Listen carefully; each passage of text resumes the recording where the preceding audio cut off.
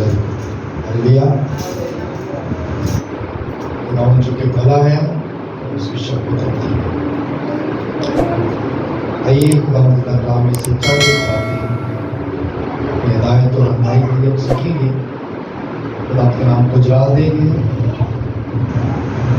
मुकद्दस में से ज़बूर 126 और उसकी 5वीं आयत खुदा में से हम देखेंगे, सुनेंगे, इसने निकाले में आमीन। जी पढ़ने का नाम कीजिएगा। इसमें यूँ लिखा है, जो आंसुओं के साथ बोते हैं वो खुशी के साथ काटेंगे। खुदावंद के पाक कलाम के पढ़े उच्चारण पर खुदावंद की खास बरकत हो। खुदावंद का शुक्र। सबके आमीन। सब लोग प्यार से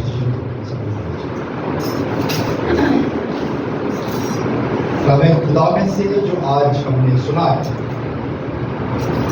खुदा का बंदा ज़बूर नवीस की बात लिखता है, जो आंसुओं के साथ बोते हैं वो खुशी के साथ मरते हैं।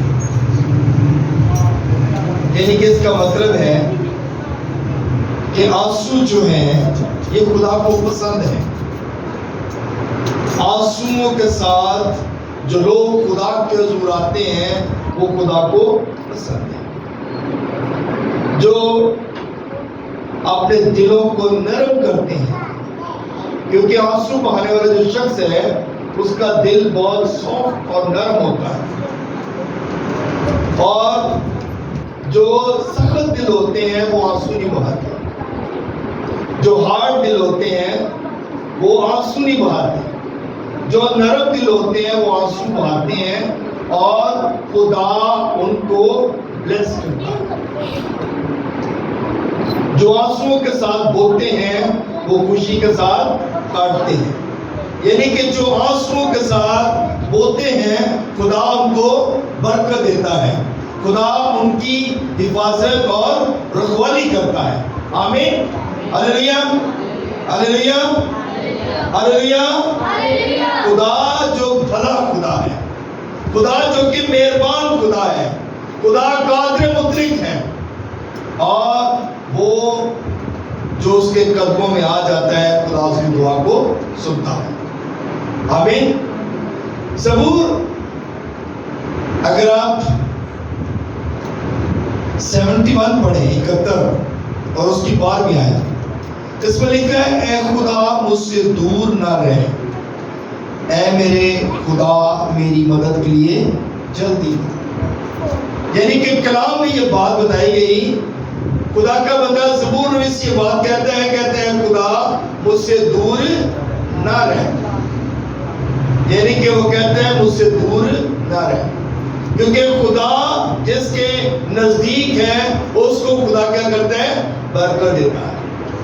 खुदा के नजदीक रहने वाले, खुदा के हाथ के नीचे रहने वाले, खुदा की कुर्बत में रहने वाले बरकत पाते हैं।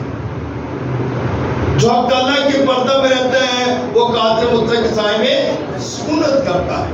यानी कि जो खुदा के हाथ के नीचे रहता है वो सुकूनत करता है, वो परेशानियों से बचा रहता है, वो बीमारियों से बचा रहता है, वो परेशानियों से महफूज रहता है। इसलिए कलाम में लिखा, ऐ खुदा मुझसे दूर ना रहे। अगर खुदा हमसे दूर है तो हमें इस बात पर गौर करने की जरूरत है। अगर हम खुदा से दूर हैं तो हमें भी इस बात पे गौर करने की जरूरत है, क्योंकि अगर हम खुदा से दूर हैं तो हमें खुदा की नजदीकी में आने की जरूरत है, खुदा की कुर्बत में आने की जरूरत है। और फिर खुदा का बंदा कहता है मेरी मदद के लिए जल्दी कर। यानी कि मदद जो है, जैसे ज़बूर 121 पढ़ते हैं तो खुदा का बंदा ज़बूर नवीस ये लिखता है, कहते हैं मैं अपनी आंखें पहाड़ों की तरफ उठाऊंगा और मेरी कुम्मत कहाँ से आएगी? मेरी कुम्मत खुदावंद से है। हमारी कुम्मत खुदावंद से है। हमारी मदद जो है वो खुदा की तरफ से आती है, और खुदा का बंदा यही बात कहता है कि मेरी मदद के लिए जल्दी आ, जल्दी मेरी मदद के लिए आ, ताकि मेरी जो भी जरूरत है جو بھی میری پریشانی ہے، دشمنوں نے مجھے گھیر لیا، اور یہ بھی خدا کا بندہ کہتا ہے کہ مجھے ان سے بھی آزادی دے، چھٹکارا دے۔ تو خدا اپنے لوگوں کو ہر طرح سے محفوظ کرتا ہے۔ زبور 119 پڑھیں تو اس میں لکھا ہے اپنے کلام میں میری رہنمائی کر، کوئی بدکاری مجھ پر تسلط نہ پائے۔ اپنے کلام سے کیا کر، میری کیا کر، رہنمائی کر۔ جب خدا کے کلام سے ہماری رہنمائی ہوگی، اور خدا کا کلام ہر وقت ہماری رہنمائی کرتا ہے، خدا کا کلام ہمیں سکھاتا ہے، سمجھاتا ہے، خدا کا کلام ہمیں قوت اور دلیری دیتا ہے، خدا کا کلام ہمیں پاکیزگی کی طرف لے کر جاتا ہے، خدا کا کلام ہمیں ہر طرح کی بدی برائی سے بچاتا ہے۔ اور اسی لیے خدا کا بندہ یہ کہتا ہے اپنے کلام سے میری کیا کر، رہنمائی کر۔ جب خدا کے کلام سے رہنمائی ہوگی تو پھر ہم برے لوگوں سے بچ جائیں گے، بری سوسائٹی سے بھی بچ جائیں گے، ہر طرح کے برے لوگوں سے بچ جائیں گے، ہر طرح کے برے جو لوگ منصوبے باندھتے ہیں ہم ان سے بھی بچ جائیں گے۔ کیونکہ شریر جو ہے وہ ہمیشہ خدا کے لوگوں کو گرانے کی کوشش کرتا ہے، وہ کوشش کرتا ہے کہ جو خدا کے بندے بیٹے بیٹیاں ہیں یہ گر جائیں، یہ کسی نہ کسی مصیبت میں پھنس جائیں، لیکن خدا اپنے لوگوں کی مدد، رہنمائی اور حفاظت کرتا ہے۔ خدا کا بندہ اس لیے کہتا ہے اپنے کلام سے میری کیا کر، رہنمائی کر، کوئی بدکاری مجھ پر تسلط نہ پائے۔ کلام میں لکھا گیا نا، یسوع کہتا ہے اگر تیری آنکھ بدی کرتی ہے تو اسے کیا کر، نکال دے۔ اگر تیرا ہاتھ بدی کی طرف بڑھتا ہے تو اسے کیا کر، کاٹ دے۔ اگر تیرا پاؤں بدی کی طرف جاتا ہے تو اسے بھی کاٹ دے۔ تو کانا لنگڑا لولا ہو کر اپنی زندگی بسر کر لے، اس سے پہلے کہ تیرا سارا بدن جو ہے وہ آگ میں ڈالا جائے، تیرا یہ چیزیں نکل جائیں، تو اس کا مطلب ہے تو بچ جائے گا، تیری روح بچ جائے گی، تیری زندگی بچ جائے گی۔ خدا ہمیں اسی چیزوں کی جو ہے وہ فکر کرنا سکھاتا ہے۔ خدا چاہتا ہے کہ ہمارے بدن جو ہے وہ آگ میں نہ جلے، بلکہ خدا چاہتا ہے کہ ہم زندگی پائیں اور کثرت کی زندگی پائیں، ہمیشہ کی زندگی پائیں۔ خدا یہ چاہتا ہے۔ تو میرے عزیزو، کلام میں ہم نے یہ سنا ہے کہ جو آنسوؤں کے ساتھ بولتے ہیں وہ خوشی کے ساتھ کاٹتے ہیں۔ آنسوؤں کے ساتھ اپنی زندگی کو خدا کی زندگی کرائیں، آنسوؤں کے ساتھ خدا کو کہیں خداوند میری یہ ضرورت ہے، میری یہ پرابلم ہے، میری یہ بیماری ہے، خدا اسے دور کر دے، اور یقیناً خدا آپ پر اپنا آسمان کھولے گا اور آپ کو ہر طرح کی مصیبت سے بچائے گا۔ میرے عزیزو، رومیو 12 باب اس کی 12ویں آیت پڑھے ہیں، اس میں لکھا ہے امید میں خوش، مصیبت میں صابر، دعا کرنے میں مشغول رہو۔ امید میں خوش رہنا ہے۔ ہم بڑی ساری امیدیں لگا لیتے ہیں، ہم بڑی ساری ہماری امیدیں ہوتی ہیں کہ ہمارے کوئی بھی ہم جاب کرتے ہیں، کاروبار کرتے ہیں، امیدیں لگ جاتی ہیں کہ جاب میری ایسی ہے اور اس سے میں یہ کروں گا، امید جو ہے ہماری لگ جاتی ہے۔ کاروبار شروع کرتے ہیں اور کاروبار میں ہم امیدیں لگاتے ہیں کہ میرے کاروبار میں یہ مجھے فائدہ ہوگا اور میں یہ کروں گا، وہ کروں گا، سارا کچھ ہم اپنی امیدیں لگا لیتے ہیں۔ اور کلام کیا کہتا ہے؟ امید میں خوش رہنا ہے۔ اگر ہماری چیزیں ضرورتیں پوری نہیں بھی ہوتی تو ہم نے خوش رہنا ہے۔ اگر ہماری وہ جو چیزیں ہم نے سوچی ہیں وہ اگر نہیں ہوتا تو ہم نے پھر بھی خوش رہنا ہے۔ اور کلام میں لکھا گیا مصیبت میں صابر رہو۔ مصیبت اگر آ جائے تو اس میں اکثر لوگ جو ہیں وہ بری باتیں کہنا شروع کر دیتے ہیں، اور بہت سارے لوگ ہیں جو گالی گلوچ کرنا بھی شروع کر دیتے ہیں مصیبت میں، اور برا بھلا بھی کہنا شروع کر دیتے ہیں، آپس میں گھر میں لڑائی جھگڑے شروع کر دیتے ہیں۔ مصیبت جب آتی ہے تو ہم اس طرح کے جو ہے پرابلمز ہماری زندگی میں جب آتی ہے تو ہم یہ کام کرنا شروع کر دیتے ہیں۔ لیکن کلام کیا فرماتا ہے؟ کہتا ہے مصیبت میں صابر رہو۔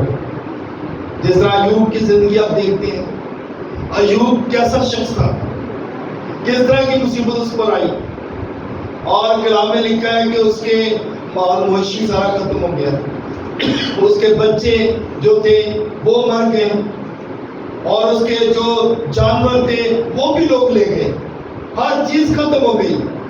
اور جب نوکروں نے آ کے بتایا تو اس نے کچھ جو ہے خدا کے خلاف بری بات نہیں کہی، بلکہ اس نے کیا کہا؟ کلام میں لکھا ہے کہ اس نے اپنے کپڑوں کو چاک کیا اور کہا کہ اسی نے دیا، اسی نے لے لیا، اسی کا نام مبارک۔ اس میں اس نے کوئی خدا کے خلاف بری بات نہیں کہی۔ کلام میں یہ بات لکھی ہے۔ اس لیے مصیبت میں صابر رہنے کی ضرورت ہے۔ مصیبت آ جائے تو ہم نے صبر سے اس مصیبت کو جو ہے برداشت کرنا ہے۔ اگر ہم مصیبت میں صابر نہیں رہتے، ہمارے منہ سے غلط باتیں نکلتی ہیں، ہمارے منہ سے الٹی سیدھی باتیں نکلتی ہیں، تو اس کا مطلب ہے کہ ہم خدا کے پسندیدہ لوگ نہیں ہیں۔ جو خدا کے لوگ ہیں وہ مصیبت میں صابر رہتے ہیں۔ اور کیا لکھا؟ دعا کرنے میں مشغول رہو، دعا میں لگے رہنا ہے۔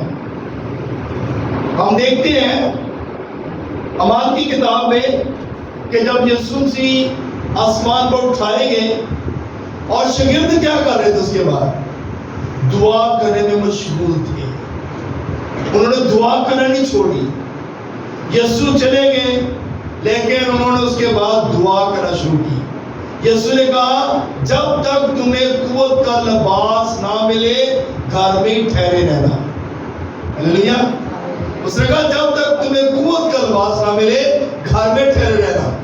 اس نے یہ نہیں کہا کہ جا کے منادی کرنا شروع کر دینا۔ آج کل کیا کرتے ہیں لوگ؟ ٹیچنگ نہیں لیتے، پاسٹر نہیں بنتے پراپر طریقے سے بائبل کی تعلیم حاصل نہیں کرتے، اور کیا کرتے ہیں؟ بائبل اٹھاتے ہیں اور لوگوں کے گھروں میں چلے جاتے ہیں۔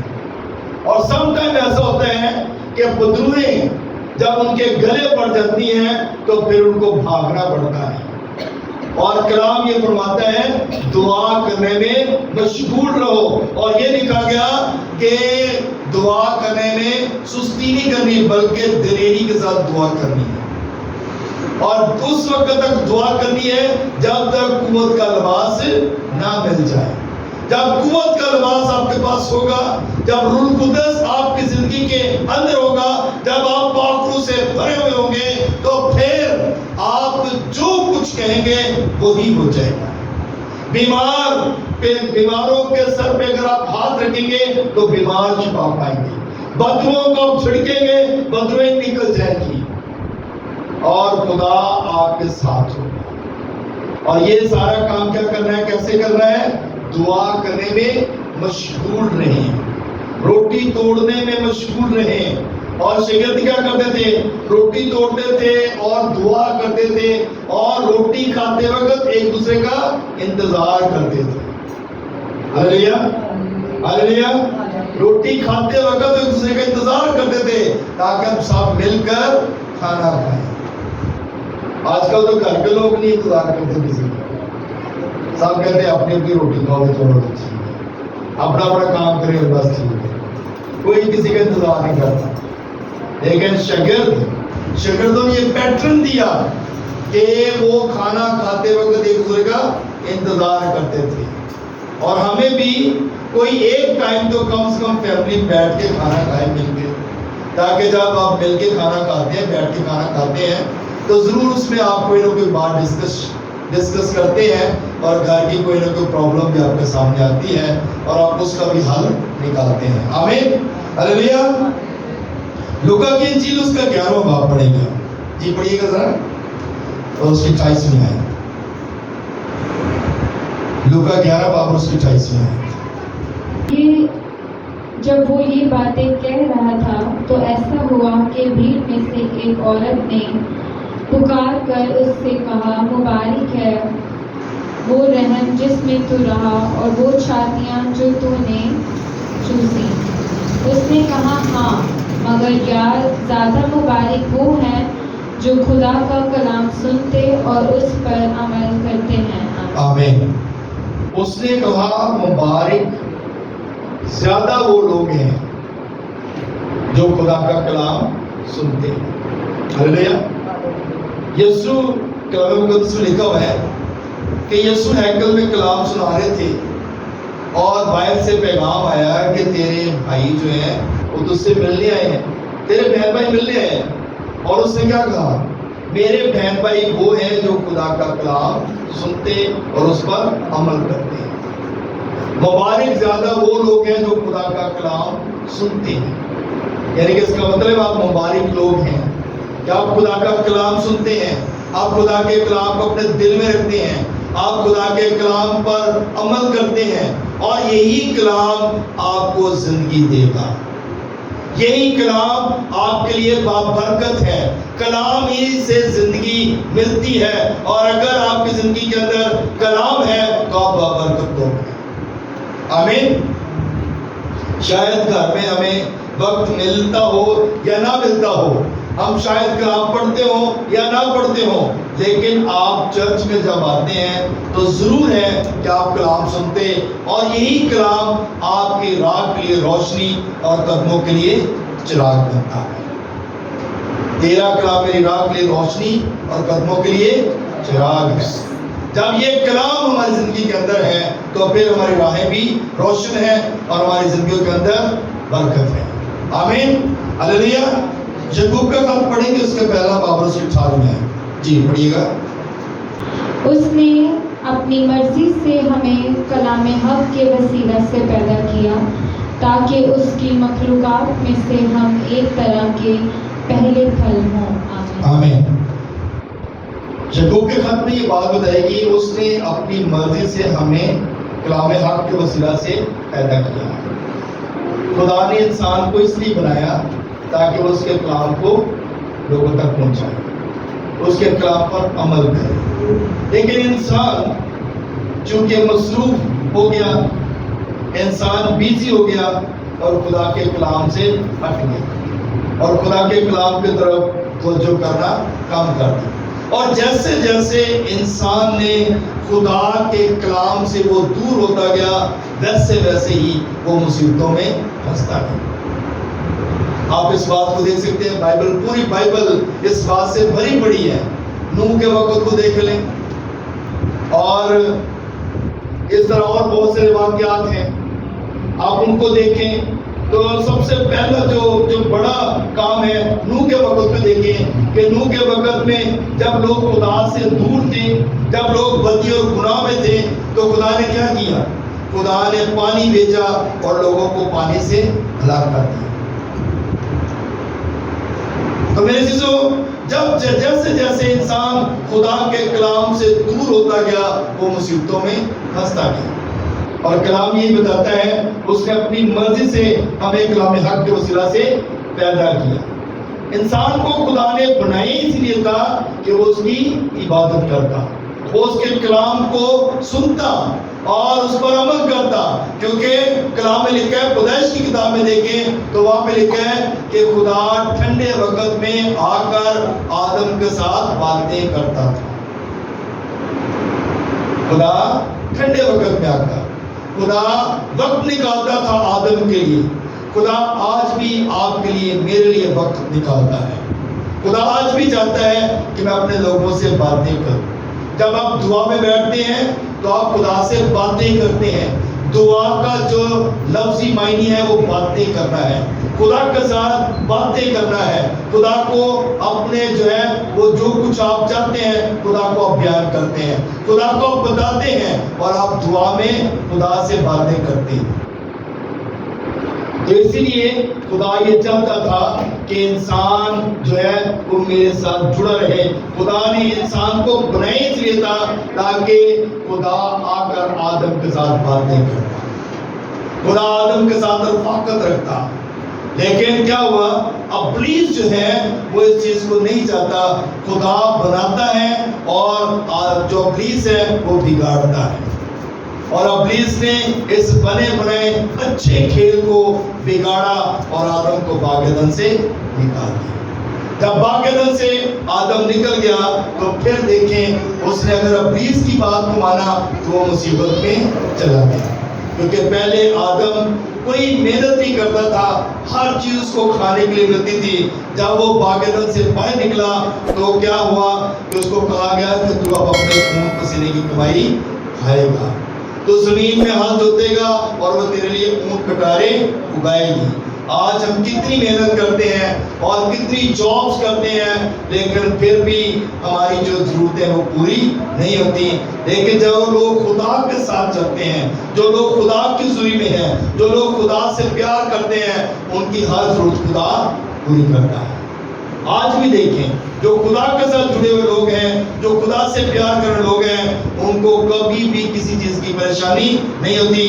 کلام میں یہ بات لکھی گئی ہے، میں جوان تھا اب بوڑھا ہوں اور میں نے راست باز کو کبھی ٹکڑے مانگتے ہوئے نہیں دیکھا۔ ہاللیلویا۔ کلام میں یہ بات بڑی واضح لکھی ہے، کہتے ہیں میں جوان تھا اب بوڑھا ہو گیا ہوں، پر میں نے ایک بات دیکھی ہے کہ راست باز کو میں نے ٹکڑے مانگتے نہیں دیکھا، کسی کے آگے ہاتھ پھیلاتے ہوئے نہیں دیکھا، کسی سے مدد مانگتے ہوئے نہیں دیکھا، کیونکہ اس کی مدد کون کرتا ہے؟ راست باز کی خدا کرتا ہے۔